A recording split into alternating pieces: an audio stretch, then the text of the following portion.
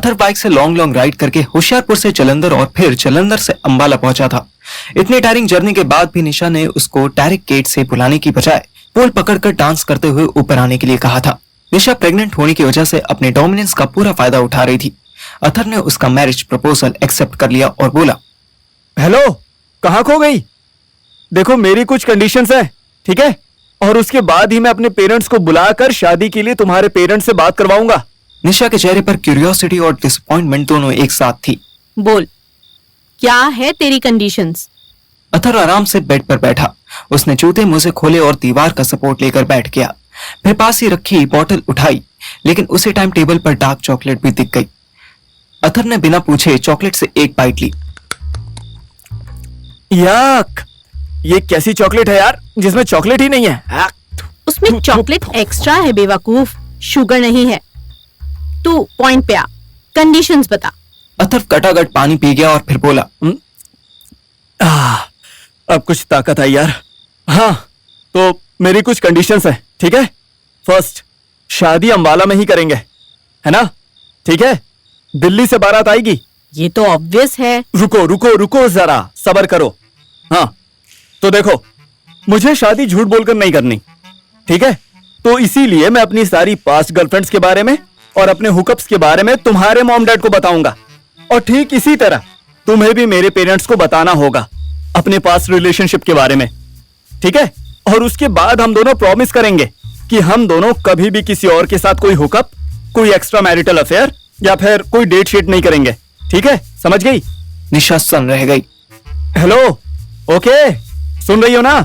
हाँ, so next, फिलहाल मेरी मॉम की तबीयत खराब है, तो जब तक वो ठीक नहीं हो जाती तुम्हें उनकी केयर करनी होगी, ठीक है? और पापा तो फिट हैं, उनको कोई एक्स्ट्रा असिस्टेंट की जरूरत नहीं है। नो वे, मुझे इसकी डिलीवरी के बाद जॉब करनी है। ओह अच्छा, तुम्हें जॉब करनी है?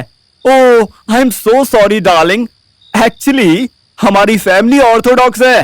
तुम जॉब तो नहीं कर पाओगी, बट हाँ, तुम घर से कोई छोटा मोटा काम जरूर कर सकती हो। What the fuck? या exactly, we are fucked darling, but still मैं तुम्हारे लिए लॉयल रहूंगा, ठीक है? I promise. और हाँ, वन मोर थिंग। अब क्या है? देखो डार्लिंग, बात यह है कि अभी मेरे पास जो जॉब है ना, वो मैं शादी के बाद नहीं कर सकता। तो इसीलिए जब तक मुझे न्यू रेस्पेक्टेबल जॉब नहीं मिल जाती, तब तक के लिए तुम्हें मिनिमम में ही एडजस्ट करना होगा। क्यों? तू जॉब क्यों नहीं कर सकता? क्या बुराई है तेरी जॉब में? देखो, अभी तक के लिए ठीक है डार्लिंग, बट शादी के बाद तुम मुझे आप करके बोलोगी। ये तू वाली बदतमीजी मैं नहीं बर्दाश्त करने वाला, समझ रही हो? और हाँ, रही बात जॉब की, तो currently I am working as a male escort. जानती हो ना इसका मतलब क्या होता है? What? अरे क्या वॉट? मेल नहीं समझती या एस्कॉट नहीं समझती?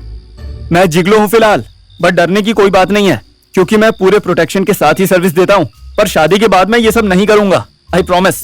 पहली बार निशा की आवाज में अथर्व को हल्का सा डर फील हुआ। तू ये बात मेरे माँ प्योनू तो नहीं बताएगा ना? अरे ऑफ कोर्स बताऊंगा डार्लिंग, मैंने कहा तो कि मैं झूठ बोलकर शादी नहीं करने वाला। तेरी बहनों और तेरे माँ पापा, उनको पता है? अरे हाँ, उनको आइडिया है, बट जब वो जानेंगे ना कि मैं ये सब काम छोड़ रहा हूँ और शादी के बाद सुधर जाऊंगा, तो they will be happy for sure, मुझे पूरा यकीन है। अथर्व का पैतरा काम कर रहा था। निशा सर पकड़कर बैठ गई। नहीं, ये नहीं हो सकता। मेरे माँ प्योनू पता लगा तो वो मेरी ऐसी तैसी कर देंगे। नहीं यार, मैनू नहीं पता सी कि तू मेल रंडी है बहनचो। ना, मुझे नहीं करनी तुझसे शादी। अरे ऐसे कैसे नहीं करनी शादी? तुम्हारे पेट में तो मेरा बच्चा है ना। अथर्व ने चंटे दिखाते हुए जल्दी से मोबाइल का कैमरा ऑन किया और बेड पे ऐसे रख दिया कि निशा का फेस फ्रेम में आ जाए। तू उसकी फिक्र ना कर। तुझसे ब्याह करने के चक्कर में मेरा प्यो मुझे घर से निकाल देगा। ना जी ना, तू जा यहाँ से। अरे ऐसे कैसे जाऊं यार? आफ्टर ऑल मेरे बच्चे का सवाल है। निशा ने उचक कर अथर्व की तरफ देखा। अथर्व हल्की हल्की स्माइल कर रहा था। ओहो, अब समझी। क्या समझी? जा, तू बुला ले अपने माँ प्योनू। जा, मैं राजी हूँ। अब अथर्व के हिलने की बारी थी। उसके चेहरे से स्माइल नाम की चिड़िया फुर होकर उड़ी और निशा के चेहरे पर बैठ गई। आर यू सीरियस ना? मैं सच में बुला लूंगा, सोच ले। हाँ, जा बुला। 1 मिनट, बुलाइए, जाइए जी वुड बी पतिदेव, ठीक है। अपने फोक्स को बुलाइए। मैं तेरी माँ की, आई मीन आपकी मम्मी की, इनफैक्ट अपनी होने वाली मम्मी जी की सेवा करना चाहती हूँ। अथर्व के चेहरे पर से इनविजिबल तोते उड़ने लगे। निशा को ये तोते दिखाई दे गए। वो जोर से हंसी। अपना चेहरा देख। तुझे मन्नू ने ये सब सिखा के भेजा था ना? अथर्व कुछ ना बोला। उसने निगाह फेर ली और धीरे से मोबाइल की रिकॉर्डिंग बंद कर दी। ओ फुद्दू, मन्नू को मैं तब से जानती हूँ जब वो नुन्नी हिलाना सीख रहा था, समझा? तूने मन्नू की बात के साथ साथ उसके डायलॉग भी कॉपी कर लिए। चल अब तो तुझी से ब्याह करना है मैंने। अथर्व इधर उधर झांकने लगा। तभी रात के सन्नाटे में रूम के बाहर से किसी के पैरों की आवाज आई। निशा ने जल्दी से अथर्व को बेड के नीचे छुपने का इशारा किया। उधर अथर्व बेड के नीचे घुस रहा था और मैं कबीर के सुंदर से वॉशरूम से बाहर निकल रहा था। अब मुझे समझ आ गया था कि मेरा बाप और अथर्व के पापा श्री डीएलएफ के फ्लैट्स में हुए करप्शन की बातें और इन फ्लैट्स की, इन बिल्डिंग्स की बुराई इसलिए करते थे कि वो यहाँ रहना अफोर्ड नहीं कर सकते थे। एक बार मेरा बाप इस सुंदर से वॉशरूम में होकर आ जाता तो उसका लाइफ टाइम का कॉन्स्टिपेटेड फेस ठीक हो जाता।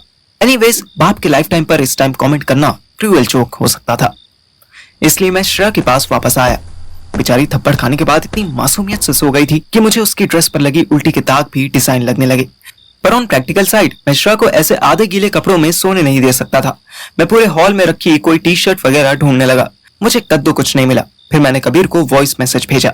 हे Kabir, sorry to disturb you but I need a T shirt. Shreya को ऐसे गंदे कपड़ों में नहीं छोड़ सकता यार। मैसेज तो चला गया पर डबल टिक नहीं आया। साले ने नेट ऑफ तो नहीं कर दिया? वाईफाई के टाइम में मोबाइल डेटा कौन ऑफ करता है यार। मनु आके उसका डोर नॉक करूं, पर सोचा क्यों डिस्टर्ब करना। हालांकि मेरे अंदर छुपी चुगली चाची टाइप आंटी की वजह से मुझे क्यूरियोसिटी तो बहुत हो रही थी, पर फिर मैंने ये सोचकर खुद को रोक लिया कि क्या पता लड़का अंदर मास्टरबेट कर रहा हो और मेरे डिस्टर्ब कर देने से मुझे पीट पीट कर घर से बाहर भगा देगा। अथर्व भी शहर में नहीं था कि मैं बैकअप बुला पाता। Baby, fuck me, please. यार तू सपने में भी पॉनअप देख रही है क्या? बेहोशी में भी चुप नहीं हो सकती? साला मैं और अथर्व स्वीटी, आयशा भाभी, राधिका मैम और यहाँ तक कि मुन्नी को महा ठरकी औरत समझते थे, पर आज पता चला कि अंदर से तो हर लेडी ठरकी थी। बस कोई सबसे छुपा लेती थी, कोई मोस्टली छुपा लेती थी और कोई किसी से नहीं छुपाती थी। फाइनली मैं श्रेया के पास गया और उसकी ड्रेस खोली। बेहोश पड़ी श्रेया जागती हुई श्रेया से ज्यादा भरी लग रही थी। थैंक गॉड उसकी ब्रा अभी भी ड्राई थी। मैंने ड्रेस साइड में की और अपनी टी शर्ट उतार कर उसको पहना दी। मैं ही जानता था कि इस उतारने पहनाने में मेरी कितनी ताकत लगी थी। पूरी जिम ट्रेनिंग एक ही रात में वसूल हो रही थी। मैं वॉशरूम जाकर उसकी ड्रेस धोने लगा। ड्रेस रगड़ते रगड़ते मुझे हंसी आ गई। वाह बेटा पार्थिव, अच्छे पति बनने के सारे गुण आ रहे हैं तुझमें। इन फ्यूचर तेरी बीवी शराब पीकर आई तो आज का एक्सपीरियंस काम आएगा। रात के 3 बजे जब मैं फ्री होकर श्रेया के पास आया तो देखा वो सोफे पर पूरी फैलकर पीठ की तरफ फेस करके खराटे मार रही थी। सोफे की शीट्स बहुत बड़ी थी। मैंने इसी तेज किया, लाइट खुली छोड़ दी और श्रेया को थोड़ा सा खिसक कर उसके साथ ही लेट गया। मैंने उसे कस के पकड़ लिया और आंख बंद कर ली। मुझे पता ही नहीं चला कि कब मुझे नींद आ गई। ये नींद तब खुली जब क्या है यार श्रेया? मैं सोफे से नीचे गिर गया। एक्चुअली मैं गिरा नहीं था, मुझे श्रेया ने लात मार के गिराया था। उसका नशा उतर चुका था। वो बहुत धीरे से बोली, सॉरी, आई थॉट कोई जबरदस्ती मुझे पकड़ रहा है। ये थॉट? सीरियसली ये पावर है तेरे पास? तू अगर सोचने समझने की शक्ति रखती तो यहाँ ऐसे किसी रैंडम फ्लैट में नहीं मिलती। डोंट मत करना, आई एम सॉरी, मैं बहुत टेंस थी। बहुत बड़ी परेशानी थी ना तेरे सामने। ओफो, बोला ना डोंट मत कर, ऑलरेडी हेडेक हो रहा है। हैंगओवर कहते हैं इसे। नींबू पानी पिएगी? श्रेया ने हल्की से गर्दन हिलाई। मुझे पानी निकालते वक्त फ्रिज में नींबू दिखा था। मैंने टाइम देखा, 3:30 हुए थे। नींबू पानी बनाते बनाते मैंने श्रेया को सारी कहानी बता दी। 2 गिलास खट्टा पानी पीकर लड़की थोड़ी लाइन पर आ गई। अब बेटर लग रहा है। मैंने स्माइल पास की और उसके हाथ से गिलास ले लिया। सुन, मैं रुका, उसकी तरफ मुड़ा। मुझे उसकी आंखों में वो इमोजी दिखने लगा जिसमें आइस की जगह रेड हार्ट बना होता है। I love you. मेरे पेट में बटरफ्लाई उड़ने लगी। मैंने जल्दी से ग्लास रखा और उसको कस के गले लगा लिया। इस बार रेस्ट ना लेते हुए हम दोनों ही जमीन पर लेट गए। मैं तो थका हुआ था। मुझे कब नींद आ गई पता ही नहीं चला। लेकिन वो तो 5 घंटे सो चुकी थी। प्लस उसके मन में भी वही क्यूरियोसिटी डांस करने लगी थी कि कबीर ने रूम में घुसने से क्यों मना किया था। मुझे सोता छोड़ श्रेया धीरे धीरे उसके रूम पर पहुंची। डोर को धक्का दिया, नहीं खुला। कैसे खुलता, अंदर से लॉक किया हुआ था। श्रेया की क्यूरियोसिटी अभी भी शांत न हुई। उसने की होल से अंदर झांकने की कोशिश की। वो 20 सेकंड बाद ही मेरे पास दौड़ती हुई आई और मुझे हिलाने लगी। पार्थिव, चल चल यहाँ से। मैं हड़बड़ा के उठा। क्या हुआ? नींबू पानी खत्म हो गया क्या? शट अप यार, उठ जल्दी चल। मैंने उसके रूम में झांक के देखा।